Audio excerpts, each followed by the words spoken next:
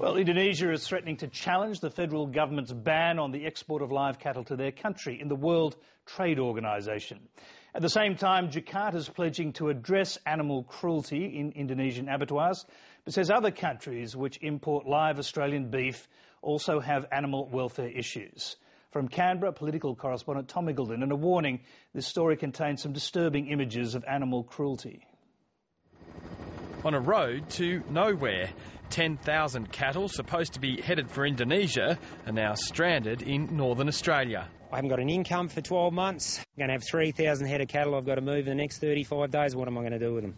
These pictures from Four Corners and pressure from Labor's backbench spurred the Agriculture Minister to impose a 6-month ban on live exports to Indonesia.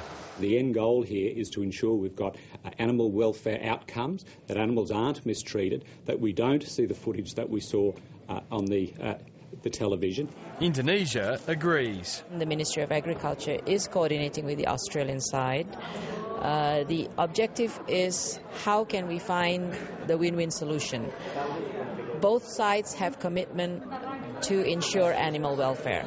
And apparently that commitment extends beyond Indonesian abattoirs. The country's Deputy Agriculture Minister reportedly told local newspapers, "I know there are several other countries importing from Australia facing the same situation."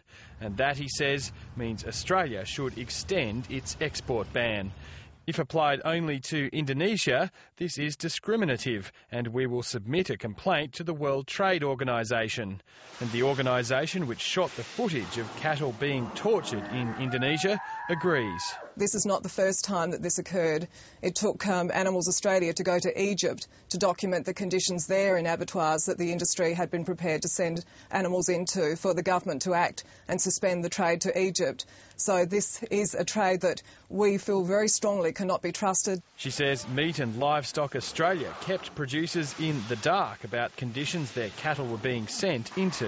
Producers have had confidence in this trade because MLA has been saying that the welfare of cattle is generally good, when in actual fact cattle have been brutalised and even tortured in these abattoirs on a nightly basis. The political pressure on Meat and Livestock Australia is now being stepped up. Now, they have known about this situation, as it turns out, and they're admitting it for years now, and they have done absolutely nothing about it.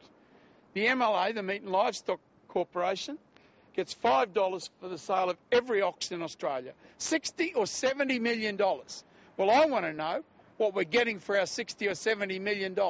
Meat and Livestock Australia says it understands the ban and it'll work with the government to bring slaughter standards up to scratch. But that's of little comfort to cattle station owners, road train drivers and stockyard operators who've come to rely on the trade with Indonesia. The ban comes after some northern cattlemen experienced a bad drought. We're just recovering from that now, and this now has just kicked us in the guts again. And this cattle yard owner says a ban risks reversing what gains cooperation with Indonesia have delivered on animal welfare, because Indonesia will now import beef from other countries, which don't have the same welfare standards as us and don't put the money into the industry that we do. There have been calls for compensation, but the minister's not committing to that course of action for now. I do accept that there's been impacts to industry, but let's not divert from where we are. We are here because of the animal welfare outcomes. A tortured debate, to say the least. Tom Eagleton, Lateline.